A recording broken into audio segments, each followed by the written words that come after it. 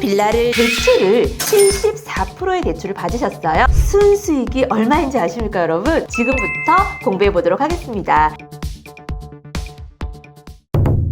여러분 안녕하세요. 월세모니콜 세연쌤입니다. 반갑습니다. 오늘은 우리 사랑하는 소액님들께 너무 도움되는 영상일 것 같아요. 우리 사랑하는 소액님들 투자금이 서익이시잖아요. 그러다 보니까 볼 수 있는 물건이 좀 한계가 있고 나도 서울빌라 같은 거 낙찰 받아서 좀 수익을 많이 내고 싶은데 이게 가능할까? 또 걱정하고 고민하고 망설이시는 분들이 많으실 거라고 생각을 합니다. 그런데 오늘 이 영상에서는 소액을 가지고 1억대 서울 빌라를 낙찰 받아서 굉장히 수익을 많이 낸 사례가 있어서 여러분들과 함께 공부해 보고자 합니다. 그런데 이 물건을 낙찰받은 교육생분은요, 정말 특별한 분이 아닙니다.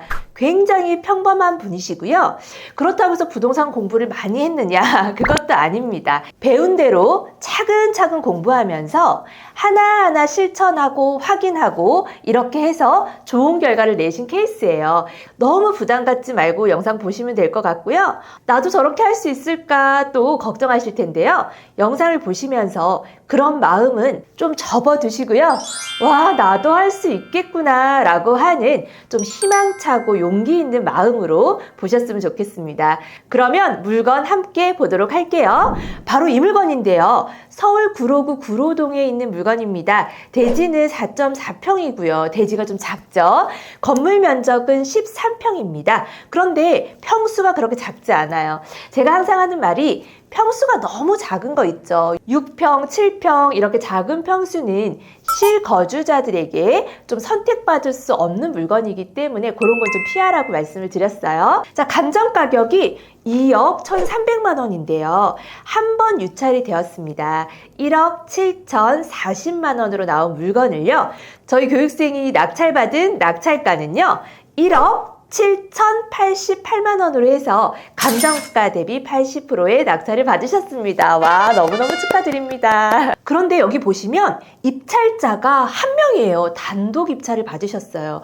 그리고 낙찰받은 날짜가요. 2023년도 6월입니다. 2023년 6월경에는 지금보다도 부동산 시장이 더 좋지 않았거든요. 그런데 매도를 언제 했냐면 여러분들 너무너무 놀라실 거예요. 너무 빠른 시간에 매도를 했습니다. 그것은 뒤에 설명을 드리도록 할게요. 먼저 물건 사진 궁금할 테니까 사진 보면서 도대체 얼마나 좋은 물건이길래 그렇게 빨리 매도가 된 거야? 한번 같이 볼게요. 와, 여러분 너무 죄송해요. 여러분들 기대에 못 미치는 그런 비주얼이네요. 자, 계속 볼게요. 그래도 관리를 좀 잘 해놨고요. 현관문을 봤더니 좀 우울합니다. 그죠? 좀 지저분하고 그렇게 막 새 거 같은 그런 느낌은 들지 않아요. 이렇게 전체 사진을 보니까 조금 더 마음이 이렇게 숙연해지면서 만약에 우리 사랑하는 소액님들이 이런 물건을 경매지에서 봤다고 한번 생각을 해보시겠어요? 어떤 마음일까요? 물건을 보면서 입찰해도 될까? 이거 팔릴까? 이거 입찰가는 얼마 정도 써야 할까? 바로 이런 고민을 하시게 될 거예요. 그런데 제가 우리 실전반 수업에서도 항상 강조하는 말이 있습니다. 물건을 보면서 여기에서 결론을 내리고 내가 판단하려고 하면은 절대 좋은 결과가 나오지 않는다라는 말을 굉장히 강조를 드려요. 그러면 물건을 보면서 어떤 생각을 해야 할까요? 궁금해야 돼요. 이거는 시세가 얼마 정도 할까? 이런 입지에 있는 이렇게 노후된 이런 주택들은 재개발이나 이런 이야기가 나오는 건 아닐까? 한번 확인해 볼까? 이런 물건들은 실거주자들한테 선택받을 수 있는 물건일까? 수요층은 어떤 수요층일까? 이런 것들을 여러분들이 굉장히 궁금해야 되고 또 최근에 이렇게 실거래로 거래된 이 정도 컨디션에 이 정도 입지에 이 정도 평수에 거래된 내역이 있는지 그리고 부동산 시장이 굉장히 좋았을 때는 어떤 분위기였으며 시세가 어디까지 상승을 했는지 이런 것들을 굉장히 궁금해야 하고 그런 부분들을 반드시 조사를 하는 것이 굉장히 중요합니다. 오늘 이 영상은 정말 이 포인트예요. 주변에는 빨간 벽돌에 비슷한 연식의 주택들이 많이 이렇게 형성이 되어 있네요. 그리고 우리 물건이 큰 도로변이 아니라 조금 이 골목 안으로 들어온다는 거. 하지만 많이 들어오진 않아요. 그죠? 물건의 입지를 지도를 한번 보면서 살펴보도록 하겠습니다.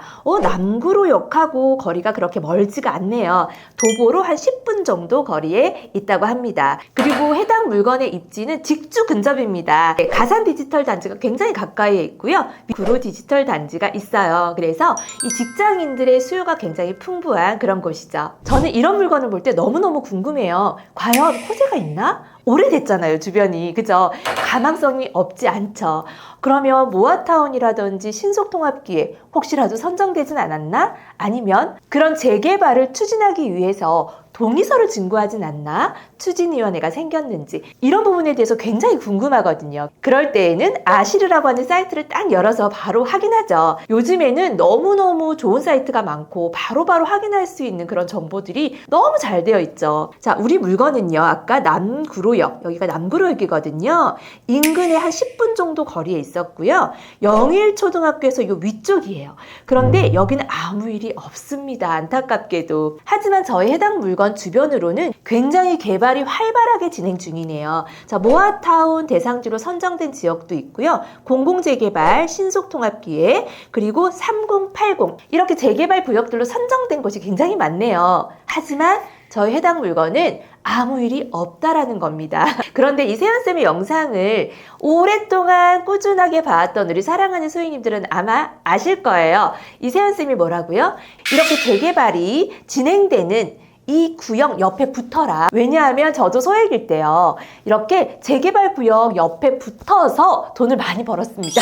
그 이유는요. 제가 10년 이상 지켜본 결과 제가 선정한 이 아무것도 일어나지 않는 이 입지와 바로 옆에 붙어 있는 이 재개발 구역과 크게 노후도라든지 입지라든지 이런 게 다르지 않아요. 비슷해요. 그래서 이런 아무 일도 일어나지 않는 곳에 있는 물건을 선정을 했을 때 내가 낙찰을 받았을 때는요. 옆 동네가 바로 재개발 구역이기 때문에 굉장히 많이 벤치마킹을 하면서 그 순서를 그대로 밟으려고 노력을 하더라고요. 그리고 그런 구역에는 이미 시세가 많이 상승을 했기 때문에 기존에 형성되어 있던 이런 매매가를 찾아서 실거주를 하고자 하는 이 실입주자들이 수요가 굉장히 많다라는 것을 제가 10년 이상 느껴왔어요. 그래서 저도 이런 물건들을 통해서 굉장히 단기 매도를 하면서 또는 보유를 하면서 시세 차익을 많이 냈답니다. 오늘 이 낙찰자분은 정말 이 세연쌤의 초보 시절, 소액 시절의 그 방법 그대로 적용을 했던 거죠. 그러면 권리 분석을 한번 해보도록 하겠습니다. 우리가 경매지를 보면 이렇게 위에 대항력 있는 임차인이라고 빨간색 글자로 명시가 되어 있으면 여러분들 벌써 후덜덜 무서워서 패스를 하거든요. 근데 저는 초보자분들도 이런 물건들을 다 열어서 보라고 말씀을 드려요. 왜냐하면 대항력이 있다 하더라도 내가 인수하지 않는 경우들도 많이 있기 때문에 그런 물건들을 여러분들 놓치지 말라고 제가 다 열어서 일단은 보라고 말씀을 드립니다. 이 물건의 권리 분석을 한번 보면은요. 임차인이 있습니다. 자, 말소 기준일이 2020년도 5월 17일이고 임차인의 전입일자가 2022년 3월 30일이니까 말소 기준일보다 전입일자가 빠릅니다. 그런데 보증금을 보면은 3천만 원이에요. 소액 임차인이죠. 최우선 변제금을 5,500만 원까지 우선 배당 받을 수 있는 임차인이기 때문에 대항력이 있다 하더라도 낙찰자가 전혀 이 보증금을 인수할 일은 없는 거예요. 이런 물건들 여러분들 놓치지 마세요. 그러면 이 물건을 통해서 우리 낙찰자분은 얼마의 수익을 냈는지, 얼마만의 수익을 냈는지, 투자금은 얼마나 들어갔는지 한번 지금부터 공부해 보도록 하겠습니다. 자, 감정가격이 2억 1,300만 원, 한번 유찰되어서 최저가 1억 7,040만 원인 이 물건을요. 네, 우리 교육생분은요. 1억 7,088만 원으로 낙찰을 받으셨고 그것도 너무 무섭게 단독 낙찰을 받으셨습니다. 네, 시세 조사를 했을 때에는 이 물건의 시세는 2억 3천만 원 정도 형성이 되어 있었어요. 놀랍게도 이 물건은 8월 22일 날 매도 계약이 된 물건입니다. 어떻게 가능했을까요? 명도 과정에서 임차인과 아주 좋은 관계를 가지고 잘 대화를 나눈 거죠. 배당기일 전까지 이사를 가시면 명도 확인서와 인감 증명서를 제가 배당을 잘 받으실 수 있도록 최선을 다해서 준비를 해드리겠습니다. 그런데 저는 이 집을 매도를 할 예정이라서 부동산에서 집을 보러 올 텐데 그럴 때 집을 좀 잘 보여주시면 너무 감사하겠습니다. 라고 받고 이렇게 잘 협상을 하신 거죠. 그래서 명도한 날에 계약이 성사된 물건이에요. 그래서 잔금 납부일 7월 18일 잔금을 납부하고 2달 만에 잔금 처리가 모두 완료된 물건입니다. 그래서 이 물건은 매도를 얼마에 했냐면요. 2억 2,800만 원으로 매도가 되었고요. 낙찰가 1억 7,088만 원이잖아요. 그래서 시세 차액은요. 5,712만 원이에요. 하지만 우리는 또 세금도 내야 하고 또 들어간 비용들도 있죠. 그런 비용들을 한번 꼼꼼히 살펴볼게요. 우선 취등록세도 내야 하고 대출을 받았기 때문에 법무사 수수료도 내야 합니다. 그것을 이전 비용이라고 하죠. 소유권을 이전하는 데 드는 비용이죠. 그렇게 해서 이전 비용은 270만 원이 들었고요. 대출을 낙찰가 대비 74%의 대출을 받으셨어요. 대출 금액이 1억 2,700만 원이고요. 이율은 5.6%로 받으셨거든요. 한 달에 이자가 59만 원씩 나가는데 제가 뭐라고요? 2달 뒤 이자를 내야 된다고 했어요. 잔금을 납부하고 2달 뒤에 잔금까지 모두 처리가 된 물건이기 때문에 그렇죠. 그래서 한 달에 대출 이자 59만 원을 2달 냈으니까 총 이자 비용은 118만 원입니다. 거기에 저희는 또 중개 수수료를 부동산에 지급을 해야 되죠. 이 중개 수수료는요. 100만 원 들어갔고요. 그렇게 해서 들어간 총 비용이 488만 원입니다. 우리가 매도를 하고 신고를 할 때 만약에 개인으로 신고를 하게 된다면 1년 이내, 2달밖에 걸리지 않았잖아요. 그래서 1년 이내에 매도를 하기 때문에 양도세가요 70%예요. 그래서 수익이 굉장히 조금밖에 남지 않습니다.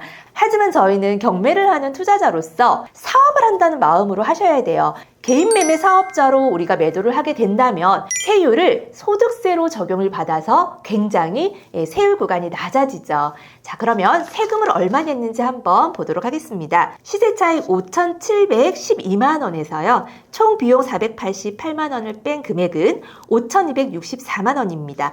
여기에서 세율 24% 적용이 되죠. 그랬을 때 1,263만 3,600원이라고 하는 금액이 나오는데요. 여기서 또 공제를 해줘요. 공제 금액은 576만 원입니다. 그렇게 해서 총 내야 되는 세금은요. 687만 3,600원이라고 하는 세금을 냅니다. 자, 그래서 최종적으로 5,712만 원에서 총 비용 488만 원을 빼고 세금 687만 4,600원을 뺐더니 순수익이 얼마인지 아십니까, 여러분? 와, 4,536만 5,400원, 4,500만 원이라고 하는 순수익을 내셨어요. 너무너무 축하드려요. 와, 너무 감동입니다. 이분 같은 경우에는 대출을 낙찰가 대비 74%로 받으셨죠. 낙찰가 1억 7,088만 원에서 대출 1억 2,700만 원을 뺐더니 서울 빌라를 낙찰받기까지 처음에 본인이 가지고 있던 투자금은 얼마가 필요했냐면요. 본인의 투자금은 4,400만 원이 들어갔습니다. 서울 빌라인데요. 1억대로 낙찰을 받았고 2억 2,800에 매도를 했죠. 그런데 나는 또 4,400만 원이 없는데 너무 절망적이다. 최소 4,400만 원은 있어야 되는구나. 또 이렇게 생각을 하십니다. 우리 이 낙찰받은 교육생 분께서는요. 32살에 신혼부부세요. 2년차 된 신혼부부인데 일은 하지 않으세요. 집에 있는 주부신데요. 너무너무 평범한 주부입니다. 그런데 오늘 이렇게 1억대 서울 빌라로 낙찰받은 우리 교육생분도요. 이 물건이 첫 번째 낙찰은 아니세요. 첫 번째 낙찰받은 물건은 아파트였고요. 이 물건은 두 번째 낙찰받은 물건입니다. 자, 여러분 4,400만 원이 없다면 신용대출이나 마이너스 통장대출이나 여러분들 보험약관 대출이나 조금 활용할 수 있는 거 그런 대출을 이용해서 100% 대출을 활용하시는 거죠. 거기에 대한 이자만 지불을 하면 되고 우리가 매도를 하고 나서 투자금을 회수하잖아요. 거기에 플러스 수익이 나는 거죠. 투자금을 회수해서 그대로 제자리에다가 갖다 두시면 됩니다.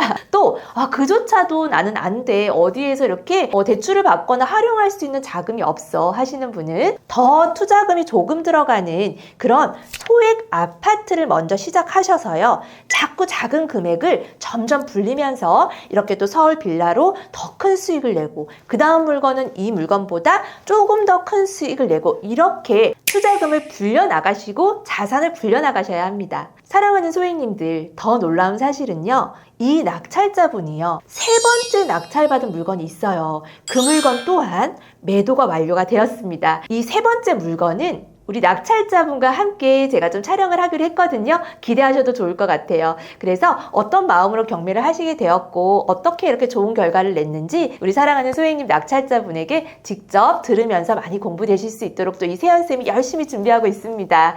이세연쌤 채널은요, 우리 사랑하는 소혜님들이 함께 만들어가는 채널이라고 제가 말씀을 항상 드리는데요. 혼자 돈을 버는 것이 아니고 내가 돈을 벌었으면 이거를 함께 또 우리 사랑하는 소혜님들에게 나누는 이런 정말 좋은 마음을 가지신 너무너무 훌륭한 분들과 함께하고 있다는 거, 이세연쌤은 정말 행운인 것 같고요. 너무 복이 많은 것 같습니다. 자, 여러분들 이렇게 빠르게 수익 낼 수 있는 물건들 열심히 찾고 도전하시기 바랍니다. 오늘 이 영상을 통해서 어떻게 공부가 많이 되셨나요? 오늘도 이세연쌤과 함께 우리 사랑하는 소액님들 한 걸음 성장하셨습니다. 너무너무 잘하셨고 너무너무 수고하셨습니다.